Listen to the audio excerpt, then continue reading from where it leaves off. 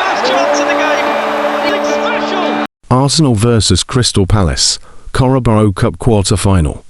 Team news and probable lineups. Arsenal get Carabao Cup tie boost as Crystal Palace suffer damaging triple blow.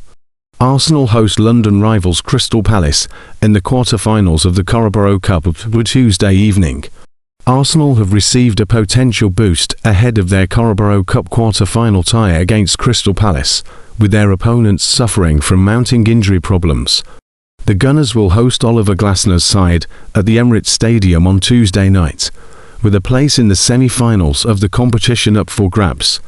Arsenal have reached the semi-finals of the tournament twice in the last 5 years, but have not made it to the final since 2018.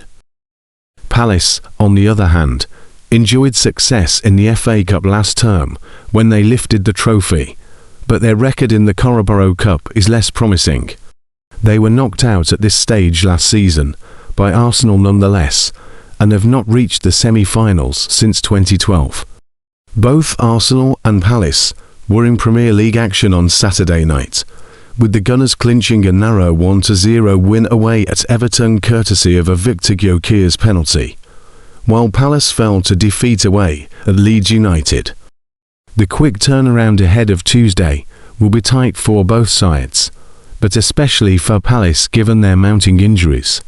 The loss at Elland Road was the first of a triple blow for Glasner this weekend, particularly because of the knock-on effect it could have on squad availability. Palace are already without Ismaila Sarr due to his involvement in the Africa Cup of Nations. He and Senegal will begin their campaign against Botswana on Tuesday. Defender Daniel Munoz is also sidelined with a knee injury that requires surgery. He's not expected to be fit again until late January, so has no chance of being involved on Tuesday night. Glasner informed reporters earlier this month, "It's bad news. We will miss Donny for a few weeks and he will undergo surgery. The prognosis is 4 to 6 weeks, then he should be ready to play. But always, when you undergo surgery, you never know. We are always cautious. It doesn't look so serious." Palace are also managing the fitness of striker Jean-Philippe Mateta, who has been nursing a knee issue in recent weeks.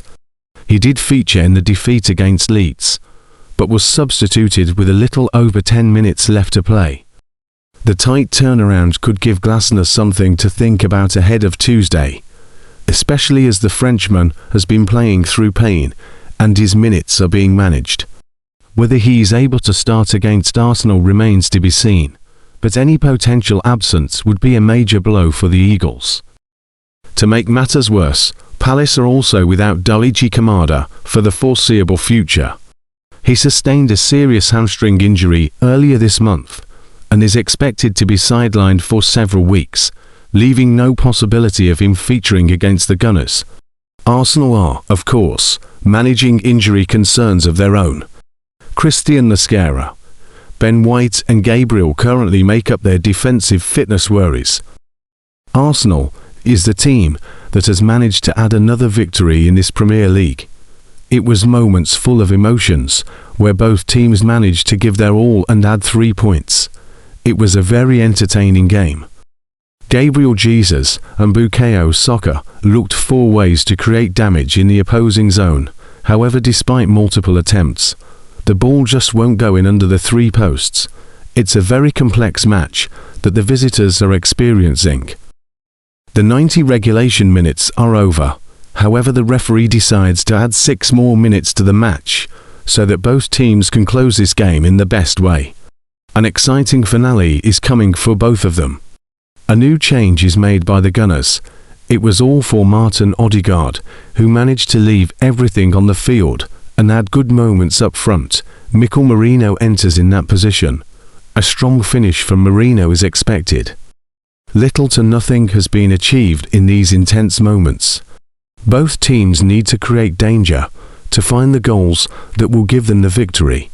It's a constant coming and going without much risk that has been experienced.